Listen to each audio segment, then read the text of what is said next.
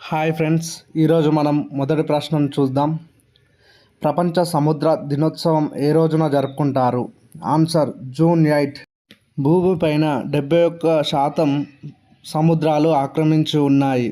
ఈ సముద్రాలు మనకు జీవనోపాధిని కల్పించడంతో పాటు జీవ వైవిధ్యాన్ని కలిగి ఉండడం మరియు చేపల వంటివి సముద్రం నుంచి లభిస్తాయి. అంతేకాకుండా చమురు, వివిధ ముఖ్యమైన ఖనిజాలు, సముద్ర రవాణా వంటివి మనకు తోడ్పడుతున్నాయి. ఇలాంటి సముద్రాలు భూమిపైన వెలువడే వేడిని కూడా గ్రహించి మన భూగోళాన్ని చల్లగా ఉంచడానికి దోహదపడుతున్నాయి. అయితే ఇటీవల కాలంలో చమురు తవ్వకం, నౌకల సంచారం, నదుల నుంచి వచ్చే వ్యర్థాలు, రసాయనాలు, ప్లాస్టిక్ వ్యర్థాలు వంటివి ఈ సముద్రాన్ని కలుషితం చేస్తున్నాయి.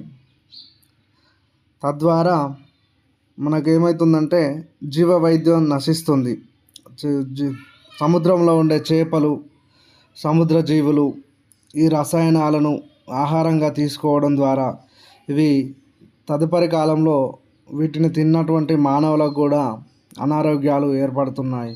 కాబట్టి మనం సముద్రాన్ని పరిరక్షించుకోవాల్సిన అవసరం ఉందని చెప్తూ ఈ జూన్ 8న ప్రపంచ సముద్ర దినోత్సవాన్ని ప్రతి సంవత్సరం జరుపుకుంటున్నాం.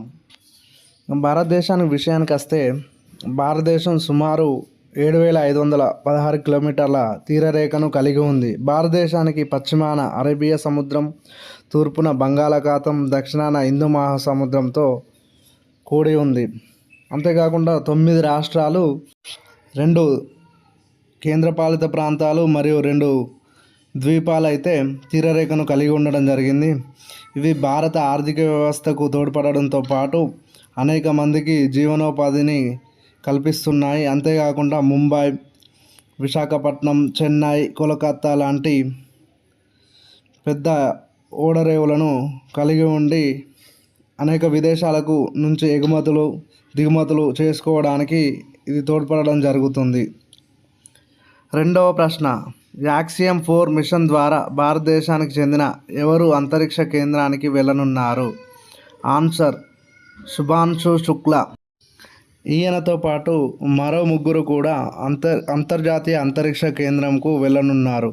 వారు 1 పెగ్గీ విట్సన్, అమెరికాకు చెందిన వ్యక్తి, హంగరీకి చెందిన టిబర్ కాపు, పోలాండ్కి చెందిన విస్నియాస్కీ అనే అతడు వెళ్ళనున్నారు. వీరందరూ అంతరిక్ష కేంద్రంలో 14 రోజుల నుంచి 21 రోజుల వరకు అయితే పరిశోధనలు చేయనున్నారు. అయితే భారతదేశానికి సంబంధించి తొలిసారిగా 1884లో రష్యాకు చెందిన సోయజ్ రాకెట్ ద్వారా అంతరిక్షంలోకి వెళ్ళిన తొలి భారతీయుడిగా రాకేష్ శర్మ నిలవడం జరిగింది. అయితే భారత సంతతికి చెందిన కల్పన చావ్లా, సునీత విలియమ్స్ ఇలా చాలామంది వెళ్ళినప్పటికీ వారు భారతీయ పౌరులుగా వెళ్ళలేదు. ఇప్పుడు భారతీయ పౌరులుగా మొదటిసారి రాకేష్ శర్మ వెళ్ళగా, శుభాంశు శుక్లా రెండవసారి ఇప్పుడు భారతీయ పౌరుడిగా అంతరిక్షంలోకి వెళ్ళడం జరుగుతుంది. అయితే వీళ్ళు డ్రాగన్ వ్యోమనౌక ద్వారా జూన్ 10న నాసాకు చెందిన కెనడీ అంతరిక్ష కేంద్రం నుంచి ఈ మిషన్ అయితే చేపట్టనున్నారు. మూడవ ప్రశ్న, ఇంటర్నేషనల్ ఎయిర్ ట్రాన్స్పోర్ట్ అసోసియేషన్ అంచనా ప్రకారం అంతర్జాతీయ విమాన ప్రయాణికులలో భారతదేశం ఎన్నో స్థానంలో ఉంది? భారతదేశం 3వ స్థానంలో ఉంది. అంతర్జాతీయ విమాన ప్రయాణికుల స్థానంలో 4.2% వాటాను కలిగి ఉంది. అయితే ఇందులో మొదటి స్థానంలో అమెరికా 18% వాటాతో ఉంది. రెండవ స్థానంలో చైనా 16.7% వాటాను కలిగి ఉంది. భారతదేశం 2047 నాటికి 350 విమానాశ్రయాలను ఏర్పాటు చేయాలని లక్ష్యంగా పెట్టుకోవడం జరిగింది. నాలుగవ ప్రశ్న, నార్వే చెస్ ఛాంపియన్షిప్ విజేతగా ఎవరు నిలిచారు? Answer Carlsen. గతేడాది కూడా ఈ ఛాంపియన్షిప్ని కార్ల్సనే గెలుచుకోవడం జరిగింది. ఇతడు నార్వే దేశస్థుడు. అయితే రెండవ స్థానంలో అమెరికాకు చెందిన ఫాబియానో కరువానా నిలవగా, మూడవ స్థానంలో ఇండియాకు చెందిన గుకేష్ నిలవడం జరిగింది. ఇతడు ప్రపంచ చెస్ ఛాంపియన్షిప్ను కూడా గెలవడం జరిగింది. అయితే నార్వే చెస్ ఛాంపియన్షిప్ మహిళల విభాగంలో ఉక్రెయిన్కు చెందిన అనా ముజిచుక్ విజేతగా నిలవగా, భారత్ చెందిన హంపి మూడో స్థానంలో నిలవడం జరిగింది. ఐదవ ప్రశ్న, ఫ్రెంచ్ ఓపెన్ 2025 మహిళల సింగిల్స్ విజేత ఎవరు? Answer Coco Gauff. ఈమె అమెరికాకు చెందిన వ్యక్తి. ఫైనల్ మ్యాచ్లో బెలారస్కు చెందిన సబెలంకపై గెలుపొందడం జరిగింది. కాగా కోకో గాఫ్కు ఇది రెండవ గ్రాండ్ స్లామ్ టైటిల్. గతంలో 2002లో యుఎస్ ఓపెన్ టైటిల్ కూడా గెలవడం జరిగింది. అయితే 2015లో సెరెనా తర్వాత ఫ్రెంచ్ టైటిల్ గెలిచిన తొలి అమెరికా మహిళగా కోకో గాఫ్ అయితే నిలవడం జరిగింది.